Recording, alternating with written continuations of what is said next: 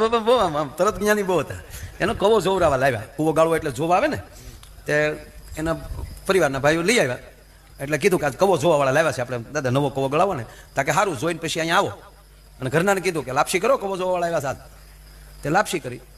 પછી ઓલા વાડિયાલી બધા જોઈને વહી આવ્યા. એટલે બાપાએ રહોડામાં જઈને કીધું કે બધાની લાપસીમાં ઘી, લાપસી પીરસ્યા પછી પીરસજો, અને આ કવો જોવા આવ્યા ને એની તાંહળીમાં પેલા ઘી હમાઈ નાખી દો, અને એની માથે લાપસી નાખી દો. એવી તૈયાર કરીને તાંહળી દેજો, અને અમને તાંહળીઓ દીધા પછી ઘી પીરસજો. એટલે એવી રીતે જ કર્યું. બધાને તાંહળી આપે અને ઘી પીરસણો. આને તો કોરી લાપસી એમને પડેલી. આ બધા મીડિયા લાપસી સોળવા. એટલે જાદુ બાપાએ કીધું ઓલા ભાઈને કે ચાલુ કરો. પણ ઓલાને શું થયું, મારી તાંહળીમાં ઘી પીરસવાનું ભૂલી ગયું. અરે કે પણ બાપા આમાં ઘી નથી. અરે હોય કાંઈ, મહેમાનની થાળીમાં ઘી ન હોય એવું થોડું. ના ના ભૂલી ગયા છે.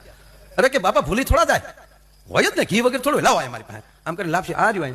એટલે લે ઘી ન દેખાડું. તક તને 4 આંગળી હેઠે લાપસી ને હેઠે ઘી ન દેખાતું, 80 ફૂટ હેઠે પાણી દેખાય છે. ખાઈ લે ને શાંતિથી.